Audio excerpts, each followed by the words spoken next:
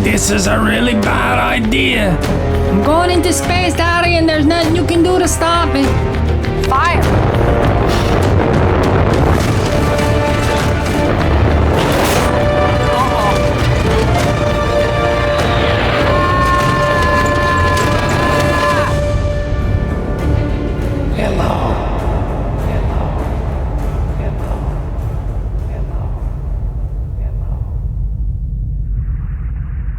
Hello, ladies and gentlemen of the Craftiverse. I'm very excited to bring to you the first episode of CraftPod 13. At the beginning here, Craftsman and I are just working out some technical details, trying to figure out how to get this mess to work, as he would say. And we weren't 100% successful, but we're going to get better at this. So let's just start there. And yeah, I hope y'all enjoy it. You know what, Craftsman? Yes, 4 sir. beeps? Not enough for me. I need 10 beeps. That's right. We want to do it right. That is correct. Now, here's the thing. I don't have my speaker turned down, so any of y'all beeps, let me think about this, is not going to pick up on my microphone. So... No, give me some hand claps. Just give me like 4. Tino, we got to sync this right up. Want to sync this podcast. Oh, he said 4. I'm sorry. I done went crazy, gave you about 7 though. CraftPod 13. A lot of people will support you on Patreon and say, I don't need any extras. I'm just doing this because I know it costs money to make craft videos and it costs many hours. But I still, Tino, to be honest with you, I feel like I want to do more for them. And that's probably the most exciting for me about this podcast is I feel like we're going to, both of us, give something extra, to the people that's directly supporting us. Oh, I agree, because really, like, that's the people you really want to take care of. I mean, these people are going so above and beyond, and the whole Patreon thing is such a new concept to me, and that's right. And I get it, and I have very high hopes for pretty much everything, I'll tell you. Now let me just, I don't know when we're gonna get into it, but just real quick, how do you feel? I was hesitant about, saying something to you about Patreon, but I just knew you was probably gonna have to do it if you wanted to make a real go at doing this, financially justifying, because to be honest with you, Patreon is the only reason that I can do videos, and I hope that it pays off for you as well. I really hope it's not a headache or nothing. I hope it's just more of a blessing than anything. So how do you like it so far, if you had to say? How do I like the whole YouTube thing or the whole Patreon thing? Oh, Patreon in particular. I really like it. I'm still getting my sea legs with it, trying to make sure that I'm doing things right, and every once in a while I'll do something that's kind of stupid, or or just there's so many interfaces, as you are well aware. I mean, there's Discord, there's the editing interfaces, audio interfaces, Patreon interfaces. That's right. It goes on and on and on. And they all do similar things, but they all do it a little differently, and then you forget which one you're in. So that's right. I'm getting my sea legs, but I really do like it. I really love the direct communication with people, which I think is really cool. And and I also like the idea that there's some people out there that are interested enough in your stuff that some of the slower things, aka this podcast, or more technical things, they are interested in it. So how about what's your relationship with Patreon? You just gave a perfect explanation. So it's 2 things for me that I would say that a little bit of pressure is a good thing, because if it was not for Patreon, I would still be doing videos once every 3 months. All right. I mean, to be honest, I really would. That's what I was doing. And that was my hesitation to doing Patreon. And also because I said, baby, we getting ready to, people gonna be giving us money now. and I can't just sit around and wait 2 or 3 months to do a video. I'm gonna have to just keep on giving the people. They pay me to do video, and now I have some of the best, as you probably going to find out, because some of ours are the same people, the best patrons in the world, who say, "Craftsman, take your time, baby. Don't need to rush it." But a little bit of pressure is a good thing. I probably put more pressure on myself than they do for me. But you touched on something that is so true. I feel like when I make a YouTube video, like the one I just did recently with that kid bash, I feel like I have to make it snappy, make it appealing for the more average audience, with music and quick cuts, and don't hang on nothing for too long. But this right here, what we doing, just like you said, y'all real true, what they call with hardcore fans. That's the kinds of thing I feel like, at least I hope, that they would be into. The more take your time with it, and just listening to technical things, and just really can drill down on, expound on some of them aspects, because that's your audience that really cares more. Not that the other ones don't care, but your typical YouTube viewer, they used to having content just give it to me quick, as opposed to your Patreon. Yeah, you know what I'm talking about. That's a fantastic explanation you gave, and I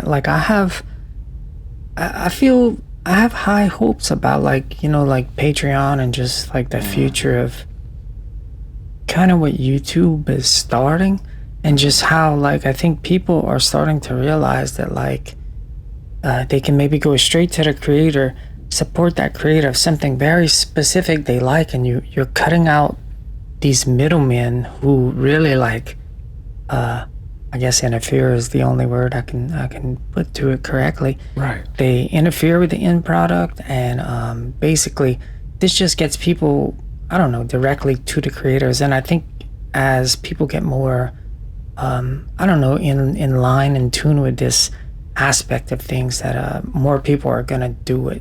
Because I'm interested in supporting more creators now after seeing Patreon. I'm just this is so cool. These people should be doing this for a living. Exactly right. Exactly. Well, that's the whole thing, really. That somebody sent me your channel, and I have never in my life. I have seen a lot of really wonderful channels, and so your channel came along, and if I had to guess, all right, Tinu, just looking at the first video I ever saw. And if I had not known anything about the numbers, if I did not know how many views, how many subscribers, I would have said that you was one of them people that had, million subscribers. If I just was looking at the content, how much you poured into it, your heart and soul, just dumping it out into the videos, and then knowing what you was at, I just could not believe it. And I just saw what was going to happen is, this man he going to get burnt out, and this is going to be a real shame, because you one of them people that needs to be doing that full time. That's just what you. Damn. Yeah. So and so like you said, supporting them other people on Patreon is, how it feels. You've been there, and so supporting them, it gives you that wonderful feeling of, in a small way, you helping somebody else's dream to be a reality. That's the way I kind of think about it. Oh, absolutely. And it makes all the difference in the world, having an audience, and having these two different levels of audience, which is kind of circling back to what you were asking earlier, the two levels of audience, the Patreon audience, and then the more generalized audience, it's a different feeling on both ends, and so I don't know, it's very exciting, but it makes a difference to being inspired to do stuff and doing it. Now we both know, making YouTube videos, there's sometimes you just gotta just push through, that sometimes you're not exactly, I don't know, my spirit is not exactly a flame That's on right. certain ones. That's right. That is right. But that happens. I mean, that's just life. I mean, you have an ebb and flow, and that's just the way things roll. And I'm sure we get into that a little bit more later. Maybe, I don't know I know you got a lineup of questions, and hopefully we can touch on energy, creativity, happiness, the things, factors that motivate us, and how we can, because I deal with, go ahead. Go ahead. No. I deal with lots of questions, I would say almost on a daily basis, of people just say, Craftsman, I really want to do what you do, and I want to just, not necessarily with YouTube, but to even just make something. And you got the person who is just apprehensive about messing up, and I got my things, I tell them, but then you got the person also who just they have it in a little bit of sparks. They say, I feel like it, then the next day I ain't going to feel like finishing it. So I just don't even begin, because I just know they in that little bit of that cycle. You have that just really serendipitous moment. You got that just energy, and you got to put it into something, but tomorrow you wake up, you're going to be like, why did I even do that? And so I got some tips and some things that has helped me to work through that, and I know you do as well, because one of my favorite things now that you have said is that happiness is a skill, and to me happiness goes hand in hand with creativity. It really does. Oh, absolutely. Yeah, you can't be creative if you're not happy, and it's like it really is a whole chain of things. It's like your health is so important, like having good health. I mean, that's right. If you don't feel good, then it's really hard to be creative. That's right. I mean, so like that is kind of number one, and then everything kind of falls in line after that. But yeah, happiness is a skill, and I'm sure we'll talk more about that, because a lot of people, like the thing that I've heard so much is happiness is a choice, and while that is true, it takes a bit of building up of skill, over time, and you can sort of exercise your mind to a point where you can see where you have a chance to make the choice to be happy, or you can turn your face behind you, or you can turn your face to the sun. And I use that kind of as my, you'll hear me say this probably several times, but I use it as like my North Star.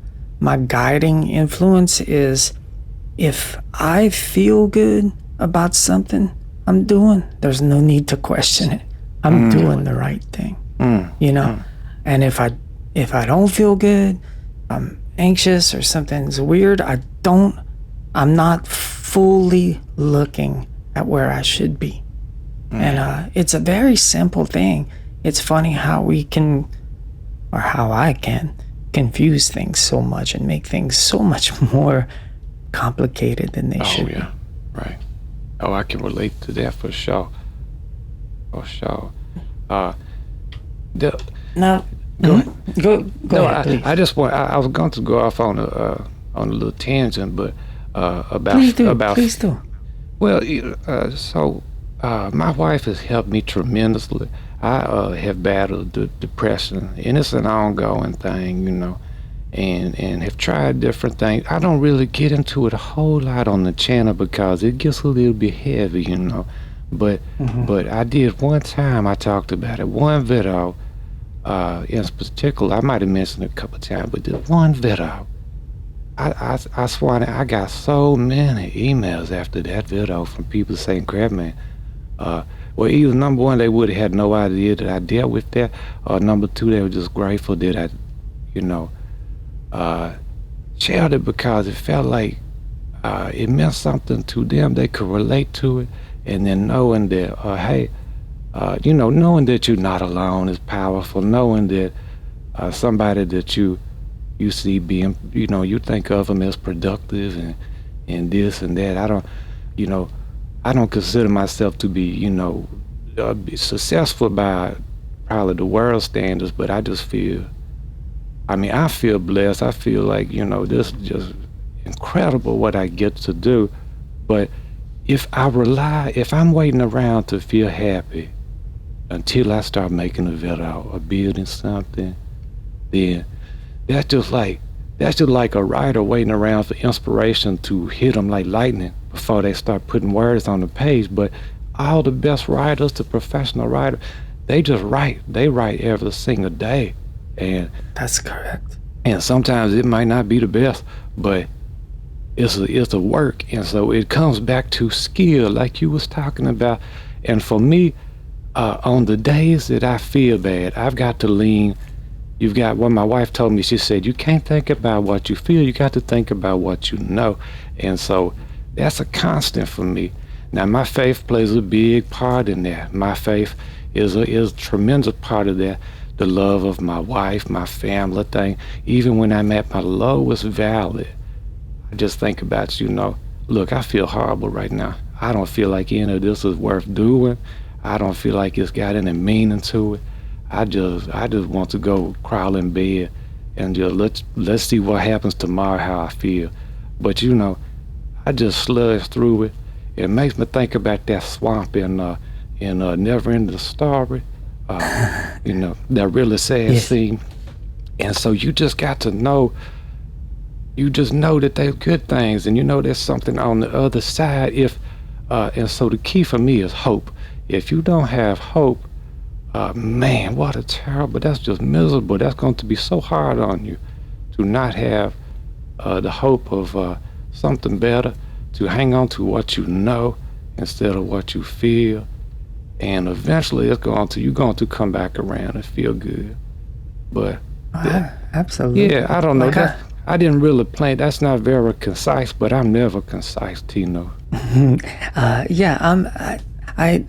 thought of this thing last night, and it's like it was helping me through something, which is that I've noticed that my moods, like you can't force yourself to be happy, right? So that goes kind of back to happiness is a skill. But when you're really down, sometimes you're just down, and sometimes you're like, okay, well, this is where I'm at. But what I've started to notice for me is that, okay, well, looking at these moods is like watching a weather pattern move through. So, sometimes it's beautiful and sunny outside, sometimes it's raining, and that's beautiful too.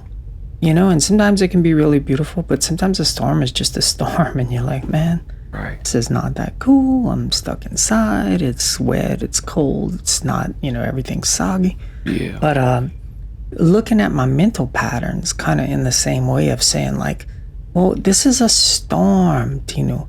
It's gonna pass.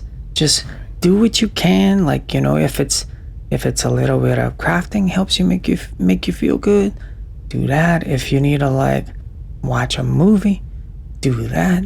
Just whatever makes you feel better in that moment is a kind of a good thing, because what it does is gives you that first leg of hope. That's right. And that's the important part, because if you don't have that, you don't have anything. And That's right. you mentioned faith, and I don't know what kind of faith you have, but for me, my faith, the thing that I look into or look to for inspiration or guidance, like that, I cannot disentangle that from crafting. I cannot disentangle that from making these videos. Now, I'm not, and you're not either. We're not hitting people over the head with this, but That's right. it's just part of my being. It's part of my structure, my foundation. So I'll never be able to disentangle myself from it, and I'm sure we'll learn more about all that as we go. Yeah, just to address that for anybody, I have people who've been watching me for years know that, or have discerned that, I believe in Jesus. And I know it could be, some people might find that offensive, but it really is the perfect. He is a perfect example of forgiveness, of love, of there's so many things that's done under Christianity that really makes people look at it the wrong. It gives it a bad name, so to say. But for me, creativity and my creator, it goes hand in hand. Kind of what you were talking about. I think, to me, I can't disconnect creativity from that. I feel like we are creative because of how we were created in that image, and so it just, if I'm looking at it, like I'm looking out my window right now, I'm looking at some tree bark, and to me, just patterns and things in nature and creativity, and it's just full of life, and just when I'm making something, it gives me just such a feeling, this natural happiness that it's really hard to put into words. I just want more people to experience it, and that's the biggest thing with my videos.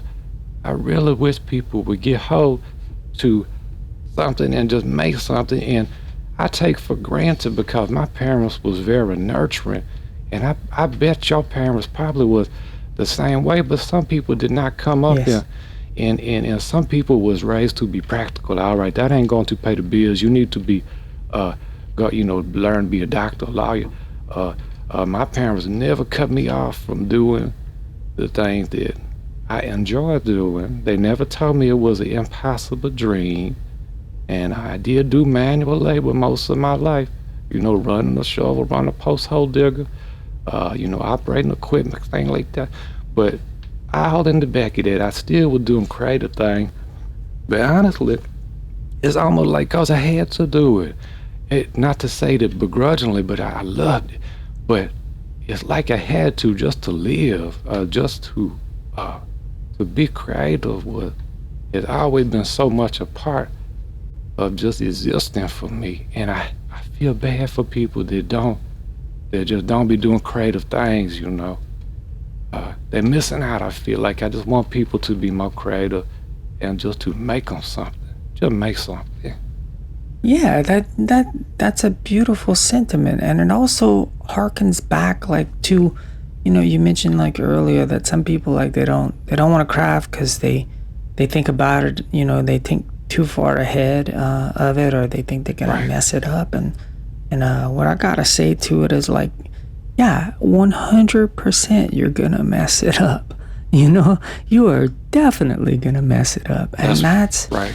The perfect place to start. Because Right. until you can watch Craftsman mess it up, you can watch Dinu mess it up, but until you mess it up, you're not gonna get it. Oh, definitely. Yeah, definitely you can watch Craftsman mess it up. And I like that so much about what you do as well.